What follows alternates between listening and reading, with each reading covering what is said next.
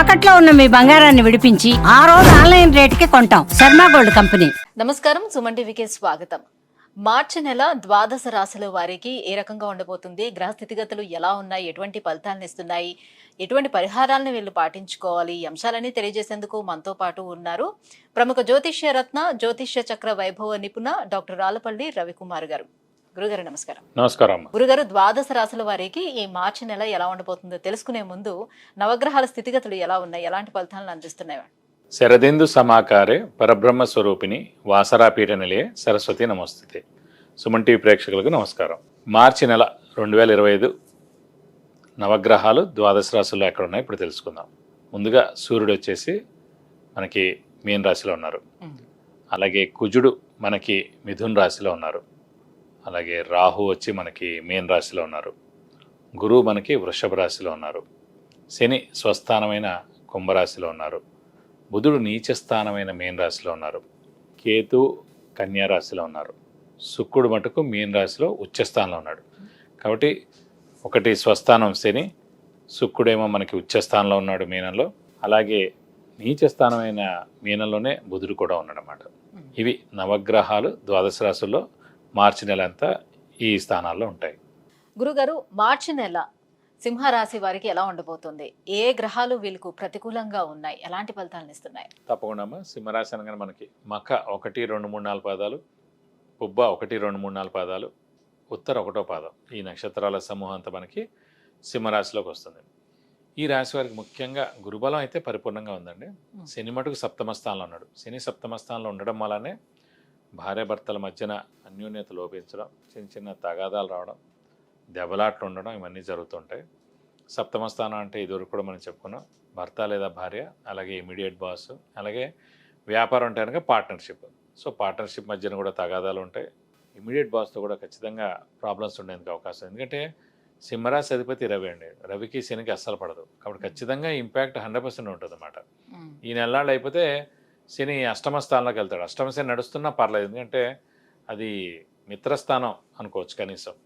కానీ ఇది మటుకు ఖచ్చితంగా శత్రుస్థానం అన్నమాట. సో కాబట్టి ఈ నెలలు కూడా జాగ్రత్తగా ఉంటే ఇమీడియట్ బాస్తో ప్రాబ్లం తగ్గుతుంది. భార్యాభర్తల మధ్యన వైవాహిక జీవితం బాగుంటుంది. అలాగే బిజినెస్ పార్ట్నర్తో కూడా బాగుంటుందని చెప్పుకోవచ్చు. ఇంకోటి ద్వితీయ లాభాధిపతి బుధుడయ్యి నీచలో ఉన్నాడు. కాబట్టి మళ్ళీ సేమ్ ద్వితీయ అంటే కుటుంబ స్థానం, నేత్రస్థానం, వాక్స్థానం, ధనస్థానం. సో కుటుంబంలో ప్రాబ్లమ్స్ ఉండడం. ఆల్రెడీ ఇక్కడ సప్తమ స్థానంలో శని ఉన్నాడు కాబట్టి వైవాహిక జీవితం ప్రాబ్లం ఉన్నాడు. ద్వితీయాధిపతి అంటే కుటుంబ స్థానాధిపతి కూడా నీచలో ఉన్నాడు కాబట్టి కుటుంబంలో చిన్న చిన్న ప్రాబ్లమ్స్ రావడం, అలాగే ధనానికి ఇబ్బంది కలగడం. ఎందుకంటే ధనాధిపతి కూడా బుధుడు అయ్యాడు కాబట్టి సింహరాశికి. అలాగే వాక్స్థానాధిపతి కూడా అయ్యాడు కాబట్టి వాక్కు సరిగ్గా లేకపోవడం వల్ల అనవసరంగా వేరే వాళ్ళు ఏదో అన్నారని అనుకోవడం, ఏదో చిన్న మాట అంటే పెద్దగా అది అయిపోవడం, ఇలాంటివన్నీ కూడా జరిగేందుకు అవకాశం ఉన్నాయి. మిత్రులు కూడా శత్రువులు అయ్యేందుకు అవకాశం ఉంది. నేను బుధుడు మిత్రుడు అవుతాడు. మామూలుగా మిత్రుడి కారకుడే బుధుడు. వాడే నీచలో ఉన్నా అంటే మిత్రులు కూడా శత్రువులు అయిపోతారు. కాబట్టి ఆరోగ్యం, మళ్ళీ ఆరోగ్య కారకుడు కూడా ప్రస్తుతం అయితే కనుక మనకి బుధుడే అయ్యాడు. అంటే వాడు నీచలో ఉన్నాడు కాబట్టి ఆరోగ్య విషయంలో కూడా కొంచెం జాగ్రత్త వహించాలి. అయితే అనారోగ్యం వచ్చేందుకు అవకాశాలు ఎక్కువగా ఉన్నాయి. అలాగే విద్యార్థులకి మటుకు బాగానే ఉందండి. అలాగే వ్యాపారస్తుల మటుకు కొంచెం గడ్డు కాలం అని చెప్పుకోవచ్చు. ఎందుకంటే వ్యాపార కారక గ్రహమే బుధుడు, అలాంటి వాడు నీచలో ఉన్నాడు. ద్వితీయాధిపతి, లాభాధిపతి. ద్వితీయాధిపతి అంటే ధనస్థానాధిపతి అయ్యాడు. లాభాధిపతి అంటే లాభాన్ని చేకూర్చేవాడాడు. 2 ఆధిపత్యం ఉన్న బుధుడు నీచలో ఉన్నాడు కాబట్టి వ్యాపారస్తులకు ఖచ్చితంగా గడ్డు కాలం అని చెప్పుకోవచ్చు. షూరిటీస్ పెట్టకూడదు, స్పెక్యులేషన్స్ జోలికి వెళ్ళకూడదు, మధ్యవర్తిత్వం వహించకూడదు, వ్యాపారస్తులు మటు కొత్త వ్యాపారం స్టార్ట్ చేయకూడదు, ఎక్స్టెన్షన్ జోలికి కూడా అస్సలు వెళ్ళకూడదు. వెళ్తే మటు ఖచ్చితంగా లాస్ అయ్యేందుకు అవకాశం ఉంది. కాబట్టి ఈ నెలలు మామూలుగా ఉండడం ఉత్తమం. వివాహాది శుభ కార్యక్రమాలు చేపట్టే అవకాశాలు ఉంటాయా? తప్పకుండా. దశమ స్థానంలో మనకి గురువు ఉన్నాడు. గురుబలం పరిపూర్ణంగా ఉన్నట్టనే చెప్పుకోవాలి. సో ఖచ్చితంగా అవివాహితులు ఎవరైతే ఉన్నారో వివాహం ఎందుకు అవకాశాలు 100% ఉన్నాయండి. సో మానవ ప్రయత్నం, గట్టి ప్రయత్నం చేయాలి.